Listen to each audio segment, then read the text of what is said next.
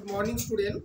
তোমরা যারা প্রথম সেমিস্টারে এবছর ভর্তি হয়েছো, তোমরা জানো আমাদের এখানে অফলাইন এবং অনলাইনে টিউশন শুরু হয়ে গিয়েছে।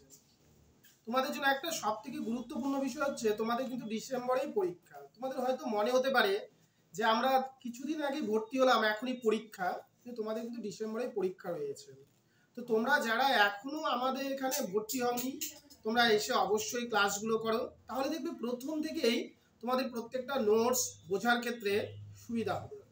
তো যাই হোক, আজকে যারা তোমাদের ফার্স্ট সেমিস্টারে ইতিহাস রয়েছে মাইনরে বা মেজরে, তাদের জন্য আজকের ভিডিওটি নিয়ে আলোচনা করছি। আমি তোমাদের ধীরে ধীরে সমস্ত সিলেবাস, সমস্ত নোটস নিয়ে আলোচনা করবই।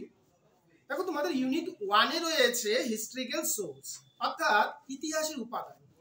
আমরা ইতিহাস কোথা থেকে জানি, ঠিক আছে?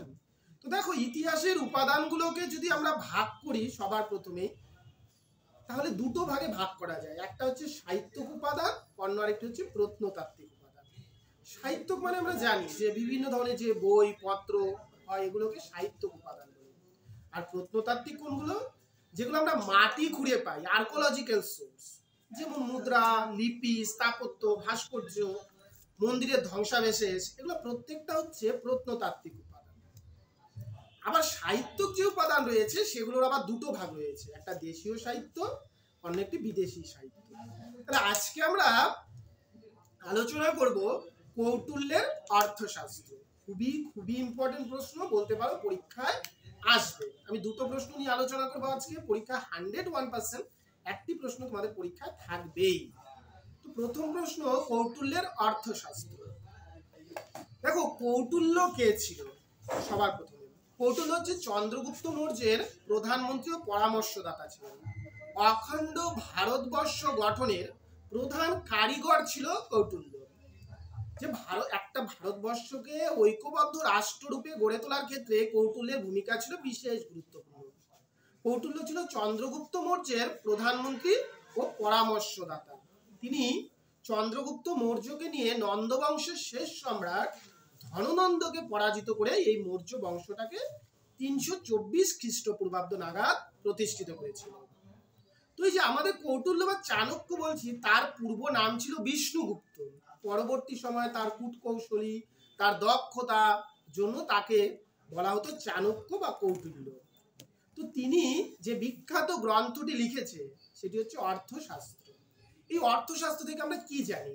দেখো, এই অর্থশাস্ত্রে শুধু একটা নির্দিষ্ট বিষয় আলোচনা করিনি, সমগ্র রাষ্ট্র ব্যবস্থা, রাজনৈতিক দিকের একটা সুস্পষ্ট বিবরণ রয়েছে। যেহেতু তিনি চন্দ্রগুপ্ত মৌর্যের প্রধানমন্ত্রী ছিল, অবশ্যই আমরা চন্দ্রগুপ্ত মৌর্য সম্পর্কে বেশি জানতে পারবো। তাহলে চন্দ্রগুপ্ত মৌর্যের সামাজিক, রাজনৈতিক, অর্থনৈতিক যে অবস্থা ছিল এবং তৎকালীন ভারতবর্ষের এই বিষয়গুলোর উপর আমরা একটা সুস্পষ্ট বর্ণনা পেয়ে যাই। আর কি পাই? এই গ্রন্থ থেকে আমরা জানতে পারি যে তৎকালীন ভারতবর্ষে কত শতাংশ রাজস্ব আদায় করা হতো। 1/6 রাজস্ব আদায় করা হতো এবং ভূমি রাজস্বই ছিল আয়ের প্রধান উৎস। এটাও একটা গুরুত্বপূর্ণ, আমরা এখান থেকে জানতে পারি কৌটিল্যের অর্থশাস্ত্র থেকে, যে ভূমি রাজস্ব ছিল রাজস্বের আয়ের প্রধান উৎস। এবং তিনি 4 ধরনের করের কথাও বলেছিল। রাজার বিভিন্ন ধরনের যে কর্তব্য বা গুণের কথা তিনি তুলে ধরেছে এখানে। স্ত্রী জাতির বিভিন্ন গুণের কথা তুলে ধরেছে।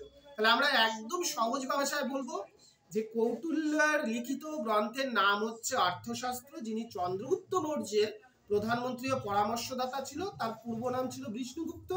আমরা এবং এই গ্রন্থ থেকে আমরা তৎকালীন ভারতবর্ষের একটি সামগ্রিক রূপ পাই। অর্থাৎ প্রাচীন ভারতের ইতিহাস রচনার ক্ষেত্রে এই বইটির যথেষ্ট গুরুত্ব রয়েছে। ভালো করে তোমাদের প্রশ্নটি পড়তে হবে।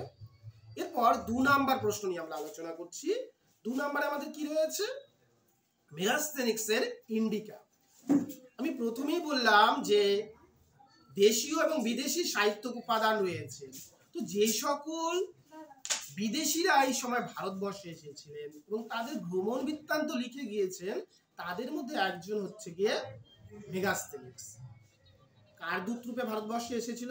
দেখো, মেগাস্থেনিক্স গ্রিক দূত সেলুকাস নামের সঙ্গে তোমরা সবাই পরিচিত। সেলুকাসের দূত রূপে ভারতবর্ষে এসেছিলেন। আনুমানিক 305 খ্রিস্টপূর্বাব্দ থেকে 300 খ্রিস্টপূর্বাব্দ পর্যন্ত তিনি পাটলিপুত্র অর্থাৎ মৌর্যদের রাজধানীতে ছিলেন এবং ভারতবর্ষ সম্পর্কিত তার যে বিখ্যাত গ্রন্থ ইন্ডিকাতে লিপিবদ্ধ করে গিয়েছেন। ইন্ডিকা থেকে আমরা কি জানতে পারি?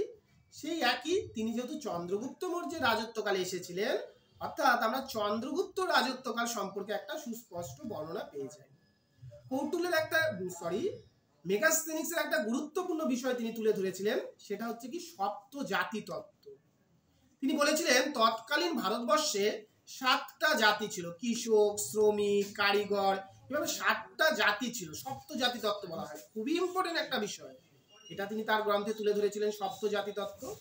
এবং তিনি তার এই গ্রন্থে আরো কয়েকটি বিষয় তুলে ধরেছিলেন, যেমন তিনি বলেছিলেন যে সেই সময় ভারতবর্ষে দাস প্রথা ছিল না, কিন্তু নারীদের অবস্থা এই সময় অবনতি হতে শুরু করে। তাহলে এক কথায় আমরা বলবো যে ইন্ডিকা গ্রন্থের লেখক ছিলেন মেগাস্থেনিক্স। তিনি গ্রিক দূত সেলুকাসের দূত হিসাবে ভারতবর্ষে এসেছিলেন 305 খ্রিস্টপূর্বাব্দ নাগাদ এবং পাটলিপুত্রে অবস্থান করেছিলেন, এবং তার বিখ্যাত গ্রন্থের নাম হচ্ছে ইন্ডিকা। এই গ্রন্থ থেকে আমরা কি কি জানতে পারি আমি আলোচনা করেছি। তাহলে আমরা দুটো নোট আজকে জানলাম, একটি হচ্ছে মেগাস্থেনিক্স, অন্য আরেকটি হচ্ছে অর্থশাস্ত্র। দেখো, প্রত্যেকটা বিষয় আমাদের ক্লাস শুরু হয়েছে, আমরা ক্লাসে প্রত্যেকটা বিষয় টপিকস ওয়াইজ তোমাদের বুঝিয়ে দিচ্ছি। তো আশা করছি যারা এখনো টিউশনিতে আসোনি, তোমরা টিউশনগুলোতে আসো, তাহলে দেখবে তোমাদের পরীক্ষার ক্ষেত্রে পাশ করার ক্ষেত্রে কোনো রকম অসুবিধা হবে না। আমাদের এখানে সামান্য কোর্সের বিনিময়ে প্রত্যেকটি বিষয়ের ক্লাস করানো হয়, সাথে কলেজের অ্যাসাইনমেন্ট থেকে শুরু করে সমস্ত কিছু এখান থেকে তোমরা পেয়ে যাবে। সবাইকে ধন্যবাদ, সবাই আমাদের সাথে যুক্ত থাকবে। ধন্যবাদ।